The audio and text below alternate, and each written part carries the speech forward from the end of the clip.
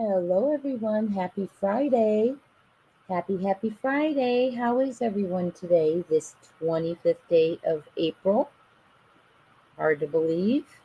Time goes by so quickly for some, but when we're looking for a missing child, it drags by, doesn't it? So long. How is everyone today? I hope you had a great Friday. Hello, Gypsy. Hello, Truth for Us. Hello, Whispering Winds. Jen in Georgia. CB, good to see you. So we're going to talk today. I've been asked the question, hi Sassy. I've been asked the question several times about what about if they don't locate Sebastian? Hi Michelle Scott, hi Joanne McNeil, Robin, Alicia, P. I looked it up and it's some call it no body, no crime, right? So I wanted to answer that question for you. And the one thing that I did find out is before we even begin, the no body, no crime does not only mean a corpse. So it does not mean the person has to be deceased. Okay. Hello, Christina. Hello, Janet. Hello, Jen. You sent me to. Okay, thank you. I'll look at it. Hi, Whispering Winds, Donna. Hello, everyone. So we're going to talk about what it means to prosecute if you have not located an individual yet. So thank you all for being here. Welcome in. If it's your first time, hit that notification bell. Please subscribe. We'd love to have you become a part of our family. And those of you returning, thank you for your support to the channel and Sebastian. Hello. Good to see you, Janet Ashley. So we are going to talk about prosecuting a circumstantial case without locating the individual. Before I begin, though, I want to remind you that we are having a vigil here on our channel tomorrow at 8:15 Eastern Time. We're going to recognize that it is 14 months that Sebastian Rogers has been missing, as well as the other children. Take a moment, unify, and remember what's important, right? And then again on Monday, I believe is when America's Most Wanted will be aired 2 days after the vigil. So I'm looking forward to seeing that. I do know that we will see Sebastian's bedroom in Seth's home. Seth's very private. That's his space, waiting for Sebastian to return to. But he opened that up to us. We'll see the laundry still waiting to be put away, the Christmas and birthday presents on his bed. Very personal. Now, at the mom's house, KP and stepdad, they have chosen not to open Sebastian's room to the world or even the home. They are meeting elsewhere, and they interviewed elsewhere apparently for personal reasons. So I'm looking very forward to that interview. I think it'll be very good to see, for the world to see Sebastian's room. That's what brings people emotionally into the case, and that's what you want, is people to see that personal piece, a young man not in that room, who hasn't put his laundry away yet, who hasn't opened up his birthday and his Christmas gifts. That's what brings people tied to the case, and you want people immersed, wanting to share it, getting invested in it. So I do want to thank Seth for giving us that glimpse that I know it's so difficult to give when it's so private to you. Hey, Kendall, like the motor oil. Hello. Yes, everyone, please hit that like button if you would. I know I'm on a little earlier than, well, I think it's about that time, right? Normal time. So thank you for being here. I want to point out one thing before we move on, and that is that I've had many people leave comments in our chats or email and say, well, if KP, Sebastian's mother, for those of you new to the case, rehomed Sebastian, it wouldn't be illegal, even if she didn't tell Seth. And then to follow up, they'll say to me, but if Seth did it, it would be illegal. And I find it such a startling statement, and it's been more than once, and I've sent them in because I find them startling, right? Why are you saying that? And why has it been more than once? And why the rehoming, right? So I wanted to share something because my response is there's a father who has rights to visitation. So regardless, there isn't a legal right to be able to take that away from the other parent. I want to share something with you that I pulled up just before we get to the rest of our content. If a child is kidnapped, the parent who did not kidnap the child can take legal action.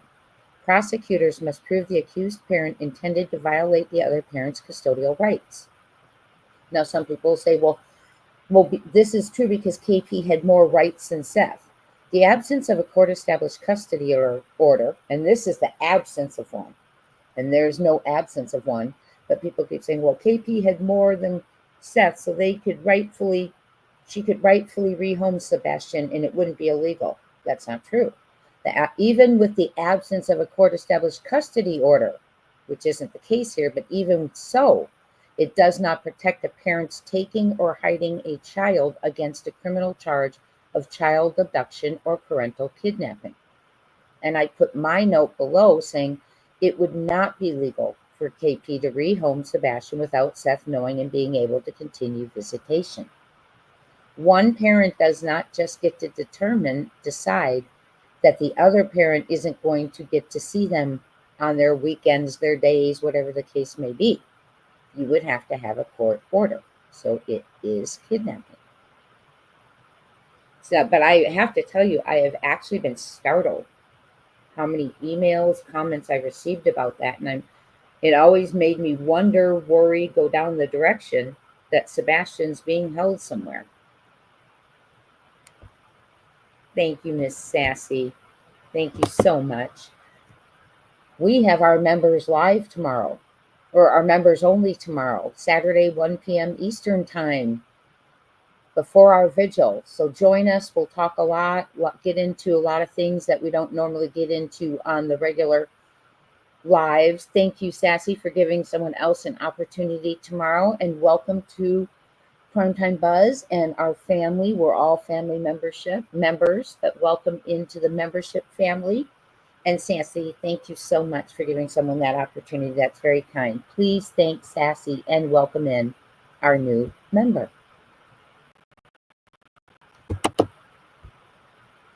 So it was shocking to me how many times that was sent to me, and it made me wonder, okay, do people know something? And right? Do people know something? And that's why this keeps coming up to me. A defense of, well, it's okay if she rehomed him.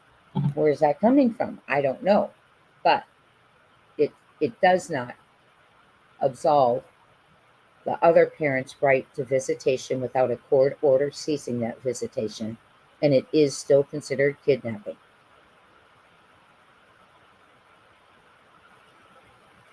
Right? So that was the first thing I wanted to cover. And then people say, well, what about if we can't find them? If we can't find a body. And the next thing I want you to remember is it doesn't mean a corpse when we say no body. Okay? Because that's, we think about that, right? Well, when I hear no body, no crime, I think deceased. I really do. And so I looked it up, and it's called corpus delicti, a Latin phrase which means the body of the crime, originated as a doctrine to prevent the judgment in those cases where there is a lack of evidence to prove that the crime took place, let alone committed by the accused individuals. Well, the term legally means a crime must have occurred in the very first place to establish a charge. Well, in this term, the body implies the evidence and not certainly a corpse. See, it doesn't have to be a corpse. So it doesn't mean an M occurred. It could be a kidnapping. The term can be used to mean any material of evidence of the crime or any proof in that particular case law. So the effect of corpus delicti falls under the admissible of a lot of times confessions. Components of corpus delicti establish a close relationship along with the role of confessions in a particular case. Okay, so What it means is it's not necessarily a corpse. And I wanted to bring that out so as we're talking about crimes without body, we don't all think I'm saying Sebastian's deceased, because I am not in any way. There is zero proof that Sebastian's deceased. So in order to prosecute M without a body, you would need the DA and investigators, they would need to be able to establish strong proof of death. That clearly has not occurred here that we are aware of. And yes, an Amber Alert is absolutely a criminal investigation. And please, if you missed my short today, watch it after this. I think it really hits home to what questions perceptions of behaviors in Sebastian's case. So, without a body does not mean corpse only. It means if we don't locate Sebastian, generally, is what we're talking about.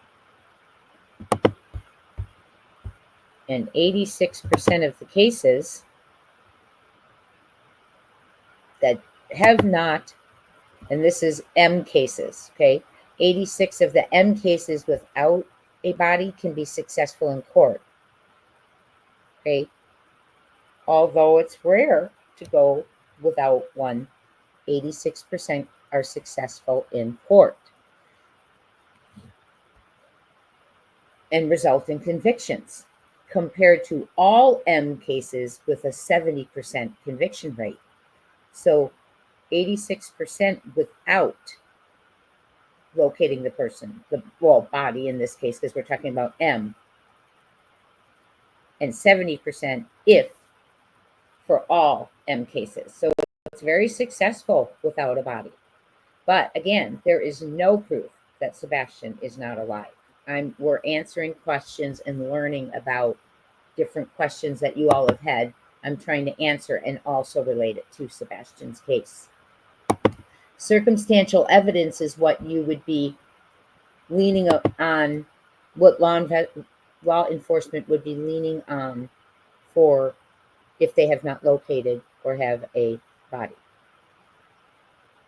And that means forensic evidence, digital evidence that someone needs to infer based on what they are presenting before them.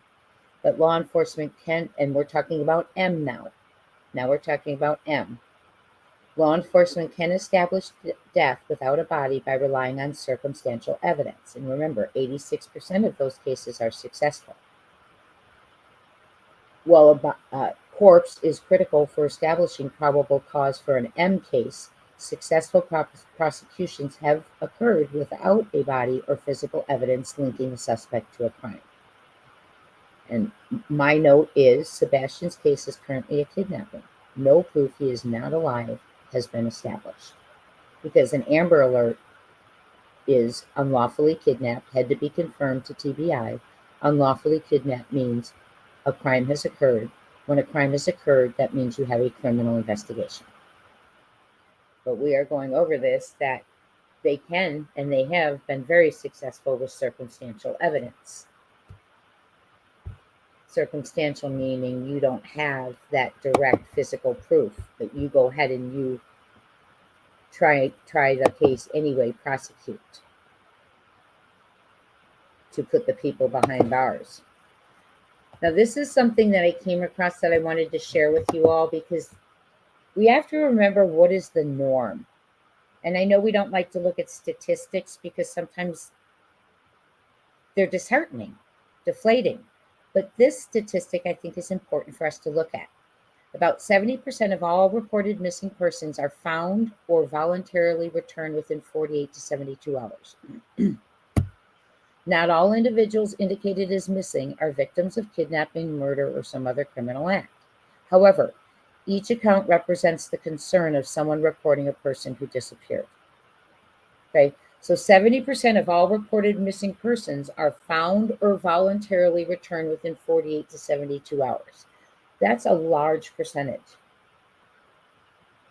And for a young man who left without a plan in the middle of the night, he's a chess player, he thinks, he plans, strategizes, left without a plan in the middle of the night, allegedly without shoes, when he doesn't like bugs. Like his mom said in her Dateline interview, avoids any area with bugs. Not taking his cell phone makes no sense. And if he had, and no jacket in the cold, because it was getting cold those nights, law enforcement said we're concerned because the weather is dropping and he is not, he's out there without shoes. Well, they never believed, they didn't confirm he didn't have shoes on. They said that's the mom who says that, which also tells you in the beginning that they were questioning from the beginning factual actuals, right? So 30% to me, here's what this tells me when I hear this. 70% are found within 48 to 72 hours or come home voluntarily. The amount of search that was going on, which was vast, air, water, foot, and the map we've seen, I don't think Sebastian would have gotten very far beyond that radius without shoes, without a jacket, in the elements, no water, no snacks, and not to be located in that 70% because he wasn't prepared. Maybe if he was prepared, planned, took things, yes, I could possibly say that, in my opinion, of course, because this is all my opinion, speculation, theory, looking at it from my perspective. I want you to make your own and share them, please. That 70%, I think they, I think it's odd they did not find him. If that's 70% you find him, and there's a young man who's out there not prepared, doesn't have the foot to walk fast, the footing, the shoes to walk fast in the terrain, allegedly, no coat, he's freezing, no food, nothing but a fidget light, and he's afraid of bugs, I don't think he would have made it that far. I believe he would have been one of the 70%. So I find it very rare and unusual that Sebastian is in the 30% of not found in the first 48 to 72 hours. That is my opinion, because he had no shoes. He wouldn't have been running. He was afraid of bugs. It was dark. It was just becoming starlight, dusk, when at 6 a.m. So in order to see Sebastian fully or around that house, you would have had to turn on lights. It was not sunrise yet. So how he would have either that unprepared, not gotten that far and been in that 70% that was located in that radius, or in my opinion, which he didn't, it's very odd. It's very odd.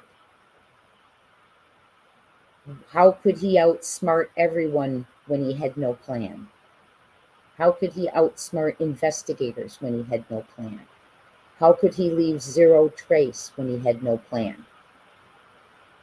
It doesn't make sense to me.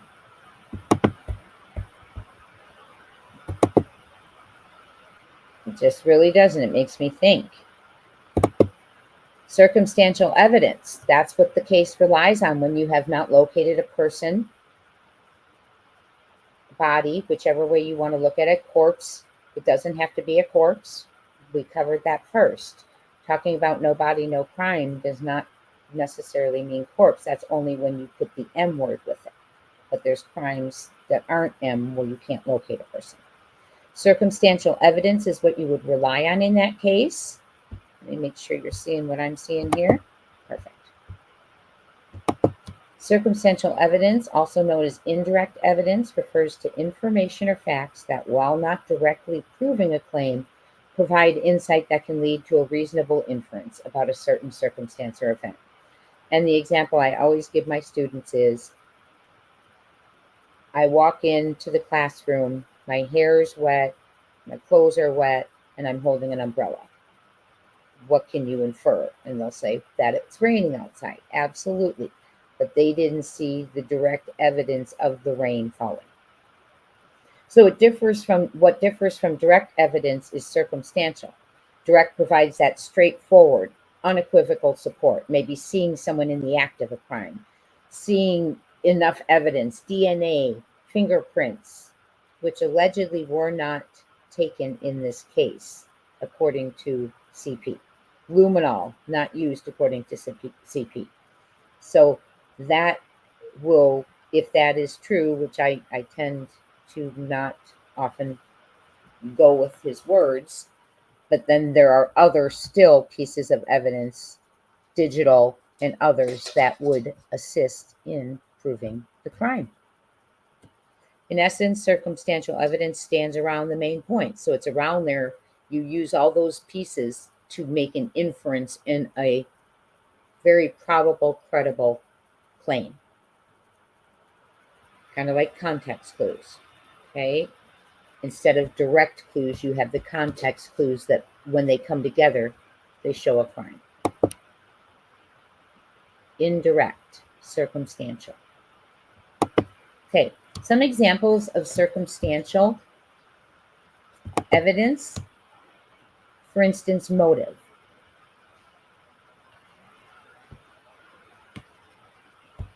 Motive is, thank you so much. I appreciate you. All I need is Jesus Coffee and True Crime member for 2 months. Thank you for your support, my dear.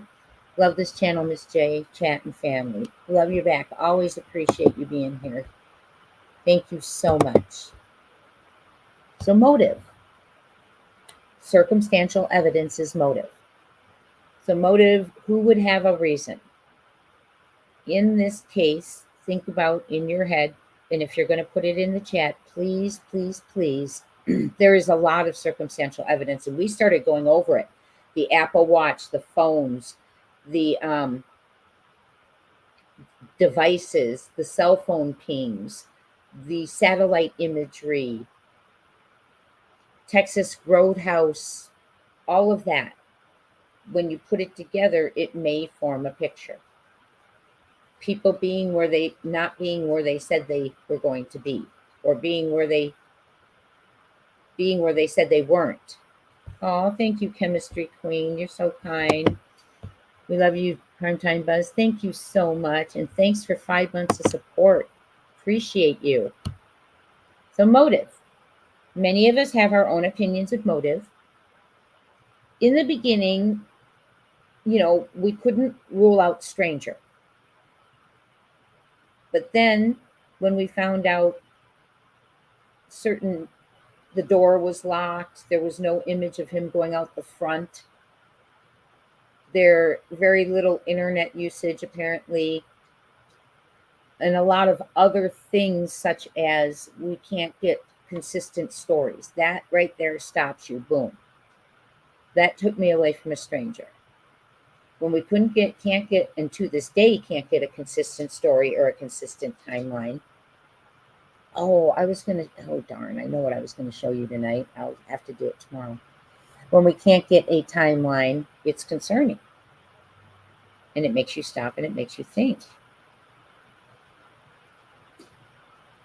Right? So who has motive? Who has motive? A reason to not want Sebastian around. Sebastian has a very, very small circle, very few, doesn't really have friends. His social circle, not even the neighbors, is family.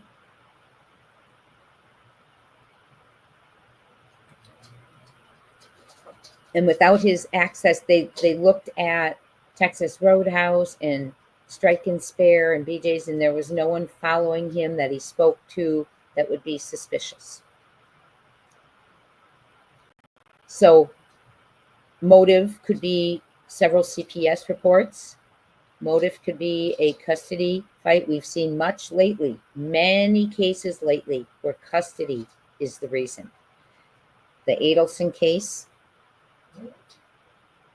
Wendy Adelson's husband unalived in the driveway.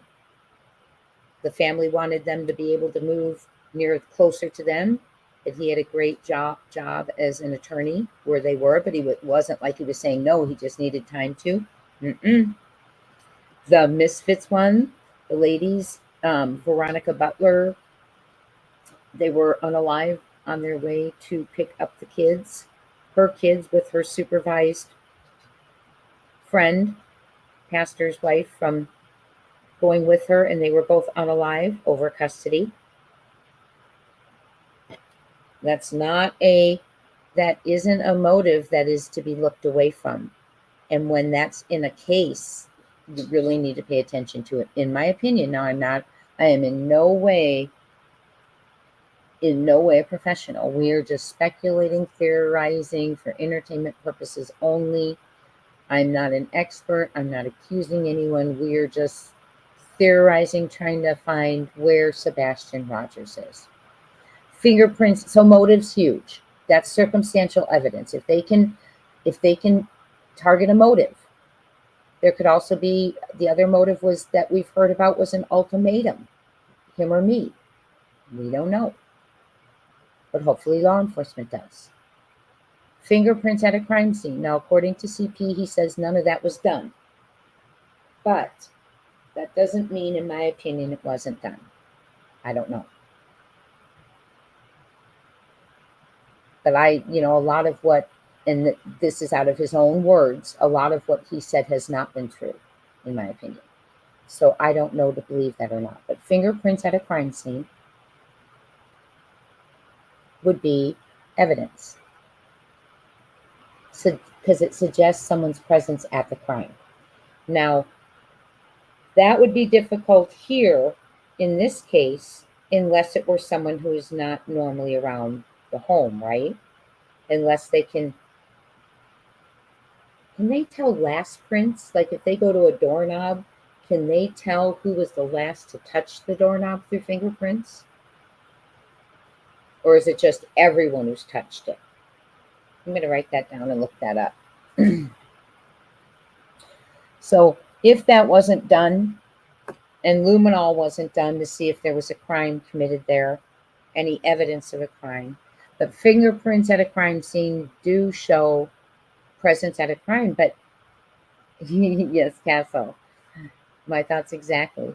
But the thing of it is they are all, in my opinion, they have never mentioned a stranger being in the neighborhood. They've never alerted their public, their constituents who vote them in, their community who they serve and protect, that there's a stranger loose. So I have to infer there is not. Okay? And by inferring there is not, that means there's someone else. Okay? So that's just kind of where I think, and that's where I'm at. That is my opinion. That's why they haven't alerted the public. They didn't need to get them scared. They have their eyes on whoever it is. Yes, CB. Interesting, some of the things coming out for Koberger right now. The judge said, nope, death penalty is on the table, DPEN, is on the table. And if indeed convicted, autism will not play a part in the sentencing. So interesting. That starts in August, on August 11th. Fingerprints at a crime scene. So that might be difficult in this case because with Sebastian's small social circle, unless a stranger broached the doorknobs in the home, it may be fingerprints of people that would normally have fingerprints in the home. Electronic information. The Apple Watch. Apparently we found. Now, Seth told us that they took his electronic stuff immediately, but waited a couple weeks to take CPs and KPs. By then, we've since heard KP lost her Apple Watch.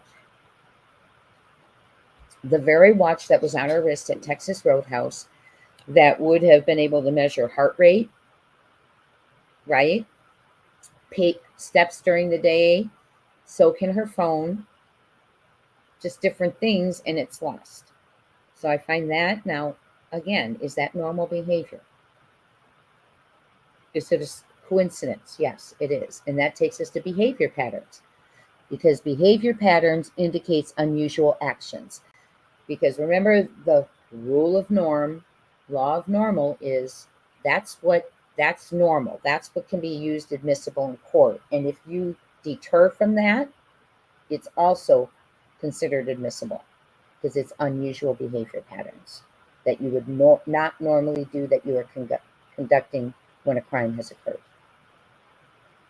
Witness testimony regarding character. It hints at motive. Here's what I want to say about that, and this is seriously my opinion. When you have a child who there is, like Jen Coffindaffer said yesterday, or on her show last live, 5 dogs, no hits on Sebastian's scent. 5 dogs, no hits. We were told he was run away, walked out that front door, let me make it crystal clear. He walked out that front door and stood on my porch. How can you be that crystal clear, first of all, if you're not there? How can you be so crystal clear? But what I want to say is witness testimony regarding character. We haven't had as many people come out like as we did in the Summer Wells case but we've had people come out. We've had people who worked with Papa Step Socks. Didn't have very good things to say about how he spoke of Sebastian. We've seen text messages, and that's Sebastian's step-grandpa. We've seen text messages from Aunt MP.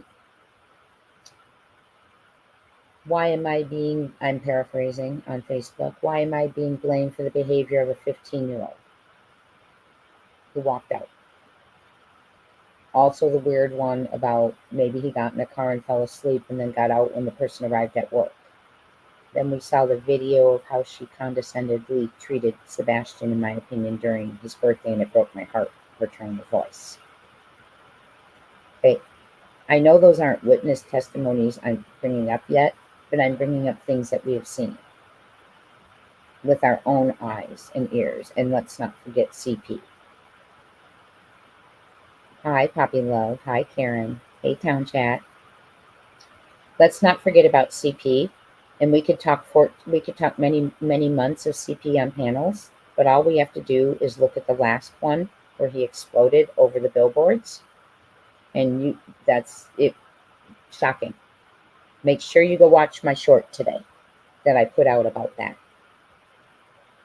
I think it sends a strong message and an important message. So, witness testimony regarding character. We've heard from someone who worked with Papa Step Socks that, he didn't care for Sebastian. We've heard people who knew CP, from people who knew CP and have yet to hear a glowing account of personality, in my opinion. If you've heard one, please send it to me. We've heard people regarding KP. People who've known her,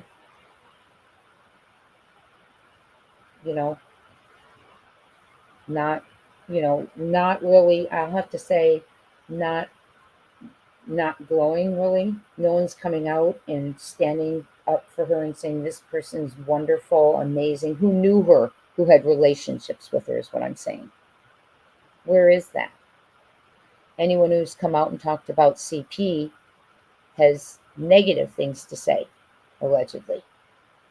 So they're not getting testimony of people saying these people would never do this, they'd never do that. We're also getting witness testimony from neighbors who've heard CP say horrid things, the R word and more, to Sebastian outside. We've heard the things that were said the other day were just vile.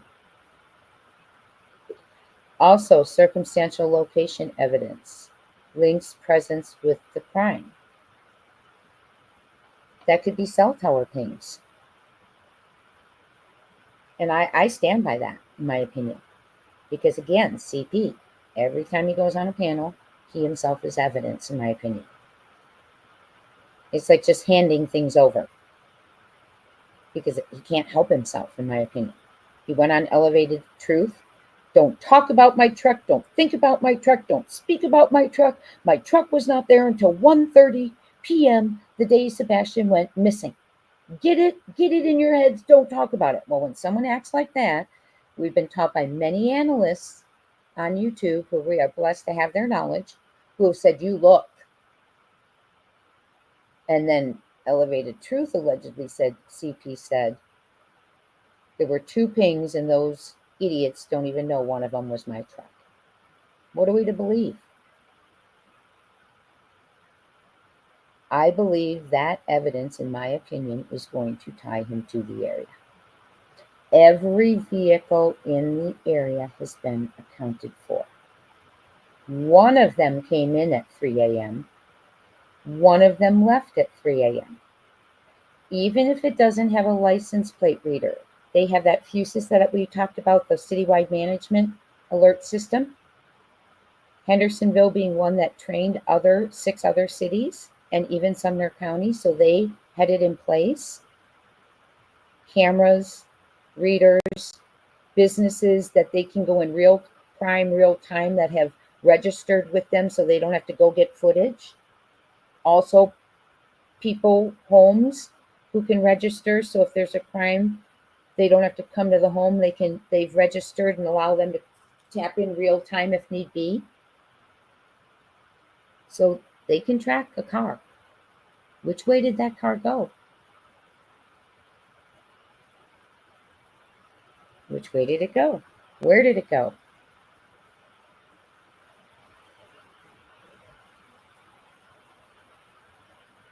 I believe that circumstantial location evidence linking presence with crime is going to place some people where they said they were not. For instance, when Dog the Bounty Hunter said, why were Katie and KP and CP in the Brinks van and didn't have the dash cam on? And remember, Nancy Grace wasn't going to get to ask about that Brinks van. He said, we're not allowed to disclose, make, model, nothing, and it hasn't moved. And I've always said, as soon as he says that, something's up. And if Nancy asked about it, something's up. She asked if it was blocking the driveway. She asked if any people could get in or out with where it was. She asked if KP's car was in the same location in the morning. No, she tried to say, indicated, did Sebastian have a driver's license kind of thing, kind of going at her question in a way maybe to get Katie to think that's why she's asking. There's reasons, right? We know that. So it's very interesting. That Brinks fan to me is going to come into play, in my opinion.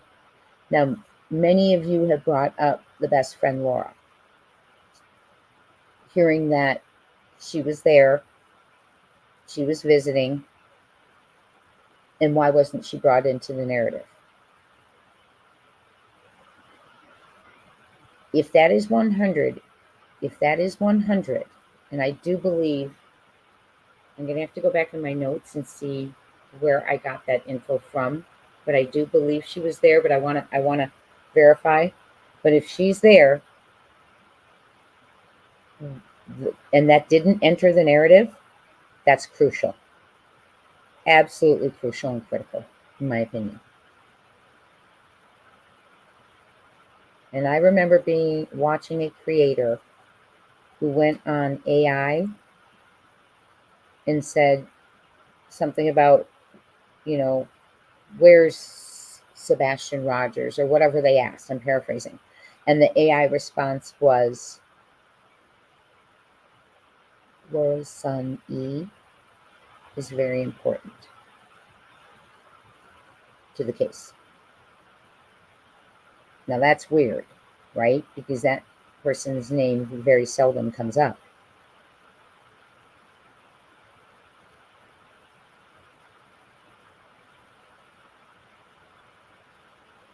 Yes, all I need is Jesus. I certainly will. I'm writing it down right now. Yes, I heard that too. It was sent to me, but I haven't verified that either. So that's a great thing. Thank you for reminding me. So I have to say, though, testimony has not been glowing.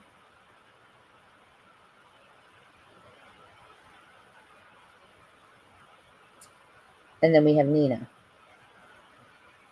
Her testimony is very, very, very damning to not only CP but KP, because KP's little incidents at the airport. Yes, thank you, Show Poodle. I was going to say that out loud, but I needed to go check my notes. But yes, Seth did say when he arrived on was it Monday? Yes, when he arrived Monday morning, Gloria was there. Thank you. I wasn't going to say it out loud till I checked my notes, so I appreciate it. Okay. No, I need, you know me, Charlene, I need lessons on AI. I'd love to understand the capacity of what we could do with it. Hi, Raymond. Hi, Lady Roses. Hi, Cece. Hi, Tracy. So this is all circumstantial evidence that can be used to put together a solid case when you have not located an individual. And when we say no body, no crime, it does not mean a corpse. We just learned that earlier, and I want to stress that. No body, no crime does not mean a corpse. Only if they're using the M word would it mean a corpse. And then we have Nina, an eyewitness to capability. Not only to capability of CP, but capability, in my opinion, of how his family is capable of conspiring, allegedly, in my opinion. For what? Custody. Of who? His daughter. So would they conspire again to do something that they think would be better for them to get custody? Because you have a talker when they're a teenager, and Sebastian was beginning to be an outcrier, which means we're telling people what was going on. That's what CPS calls it. People who commit crimes don't like it when the little kids grow up and can talk. It's real easy. Or not only when they grow up and can talk, when they get brave enough to do so, because you're not their whole world. Thank you, Town Chat. So lots of circumstantial evidence. It doesn't mean they will not prosecute without Sebastian. It does not mean that. Okay? Overheard conversations. Now, we know that circumstantial evidence of the neighbors hearing the screaming out in the front yard, that right there, overheard conversations can be circumstantial evidence. If anyone's heard anything and comes forth, overheard something said. Okay? For instance, by the way, Barbecue Lady dropped a comment and said she did not do the recording. Just to let you know, she was not rude in any way. She just said to me, I did not record. I did not hear it.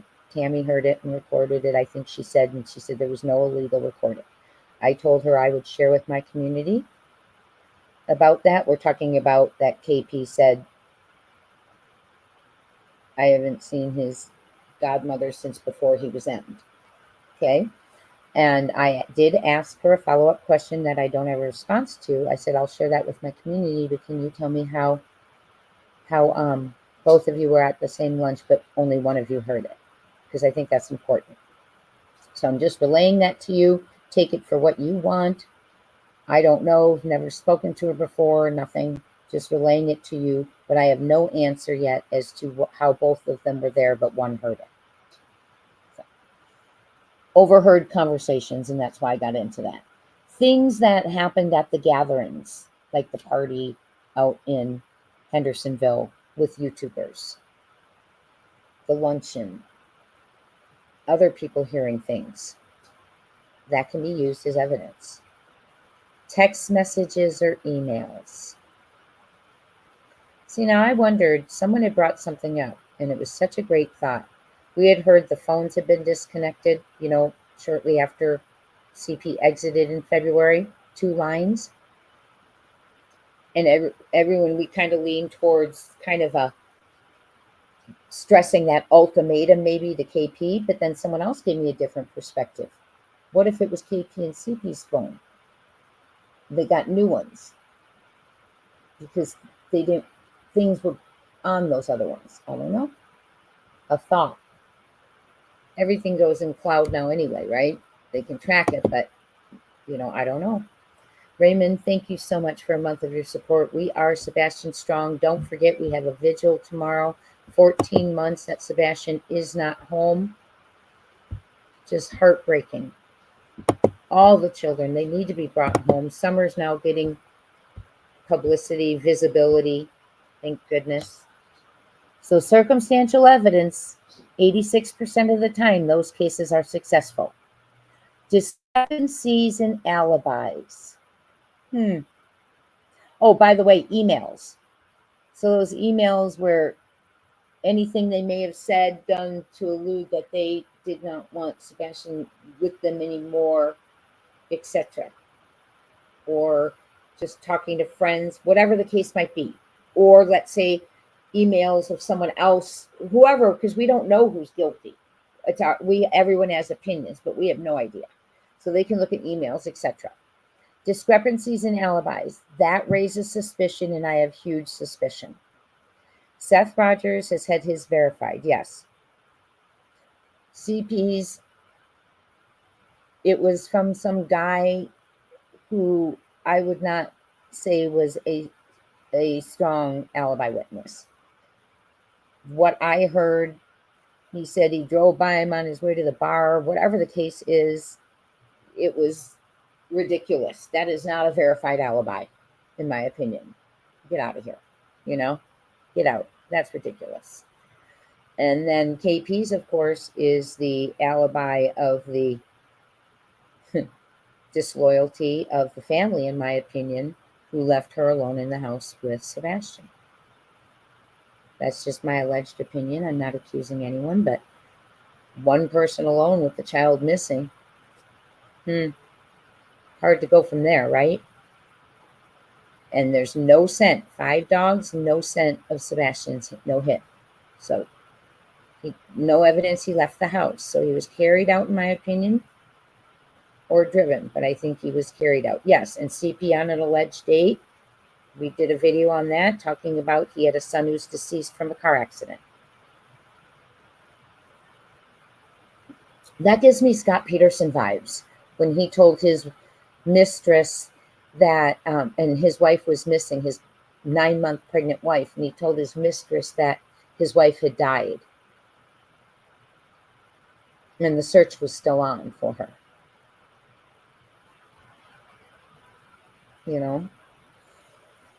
So just, let's see. Forensic evidence implies presence at the scene. And forensic evidence can be many more things. It can be, it's digital evidence, it's fingerprints, it's anything they can gather that will put cell phone tower, anything that will put someone there. And like I'm telling you, that explosion about the truck and him saying before, oh, those idiots don't know, allegedly, I'm paraphrasing, one of those 2 pings was my truck. I believe that because I believe he loves to brag, in my opinion. We've seen it. We've heard it. Okay. Thank you, Raymond, so much. Don't forget, tomorrow our members live is going to be 1 p.m. Eastern time before tomorrow's vigil for Sebastian and the missing children. Time to just gather in unity, take a breath. Remember what's important. It's the children.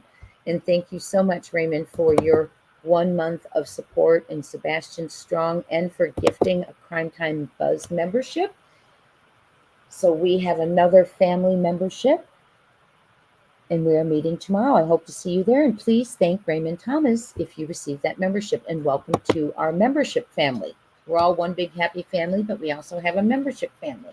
Thank you, Raymond. Appreciate you, and I'll see you all tomorrow. Unusual purchases. That would be like if someone bought a lot of bleach or tarps or things like that. Something that hints at planning a crime.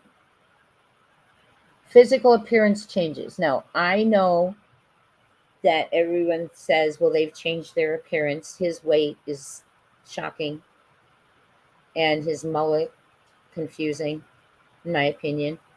But yeah, he didn't look like himself. If we go back, hi, Retha Bell, how are you? If we go back to the beginning, remember when we first saw him in court for VHB? I did not even know that was him. I thought it was a family representative. I had no idea that was him. So yes, he looks very different. Now KP, I think for the most part, she just has gained a little weight, but I think his appearance is more stark to me. My opinion. What do you all think? Yes, thank you so much for gifting the memberships.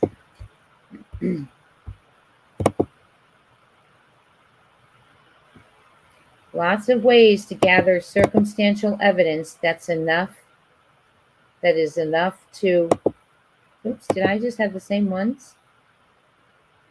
Should have had another one. Oh, I'm not. They are very doable.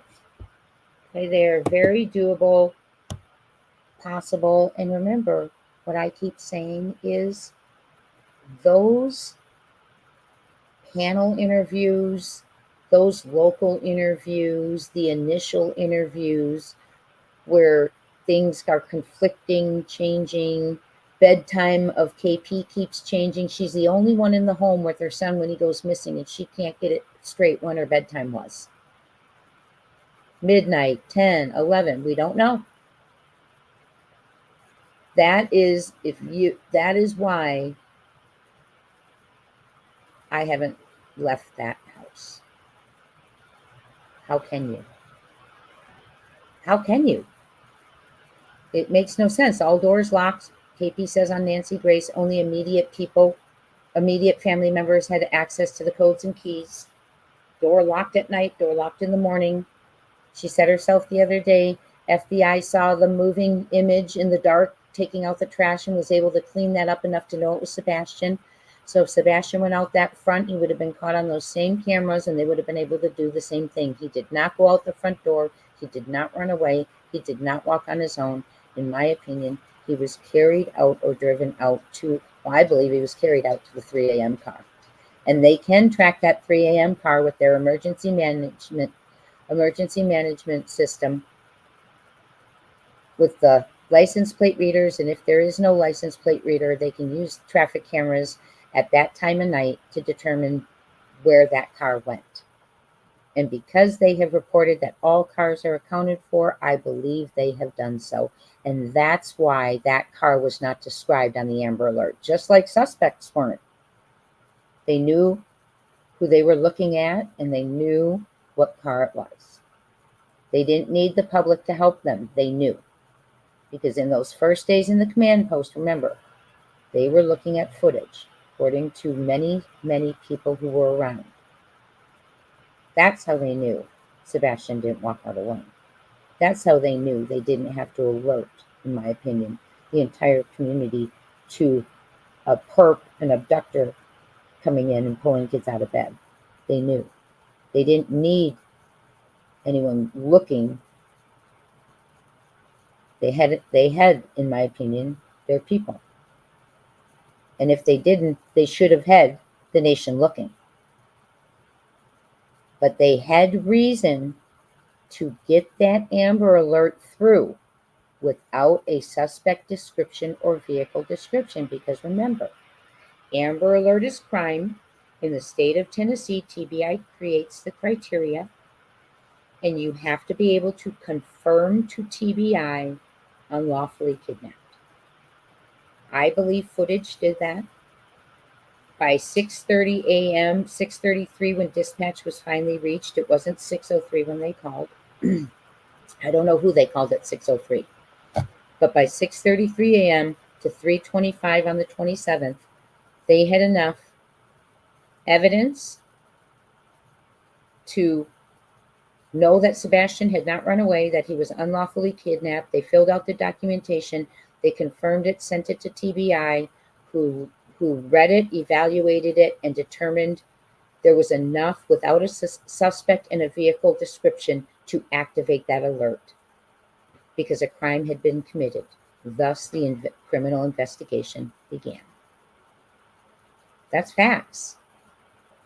That's facts, my friends.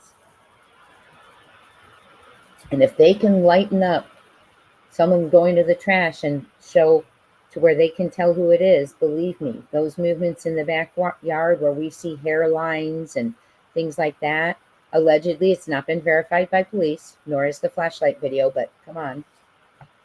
Hey, we know if we can see hairlines and things like that, they can see faces. So I think it's just those little pieces. And I think the pressure of protests going on at the courthouse for police corruption and political corruption in Sumner County, it's not about Sebastian's case, but people are joining in. They have their own reasons to feel there's police corruption, political officials who are corrupt, then quit electing them in. The elections are starting in December. They have to put in their intent.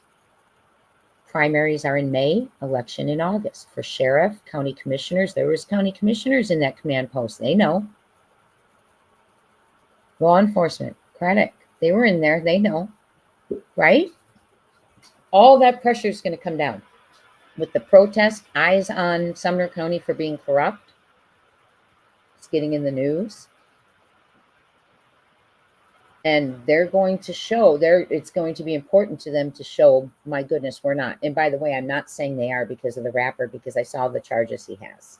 So I am in no way saying that because of that they are corrupt, because I saw the charges. So I don't understand. I'm not a law enforcement. So no way, I'm not going to say there's corruption in that case. I'm saying there's people who are upset that Sebastian's name isn't being said. You don't have to tell you don't have to give your investigative report to us, but just let the community know. We're working because you don't take someone of ours. You don't do this. We're not stopping. We're coming for you. Those messages that I think we're going to start getting. Yes, it was on local news. I believe I played an article for you all, or maybe I didn't. But yes, look up the rapper. If you Google protest in Sumner County, it comes up on local news. So the local news picked it up too. And then people were commenting, yes, we're upset with the way things have been, so we're going to join in. So people are joining in for their own reasons and causes. And in my opinion, I would have to say some are having to do with their frustration of not hearing a darn thing, not even just being mentioned, of Sebastian Rogers. So, do we need to locate Sebastian for a prosecution? No. Does crime with no body mean corpse? No. Only if you're talking about the charge of M. Okay, but at 86% of the time, circumstantial evidence or crimes are prosecuted and successful. 70% of all M's are successful. 86% of circumstantial M's tried are successful because they come in with a lot of circumstantial and other evidence because they know they need to, because there isn't that physical direct evidence. Keep hope, keep the faith. Please join me at the vigil tomorrow. 14 months Sebastian's been missing. Seth's going to open with prayer.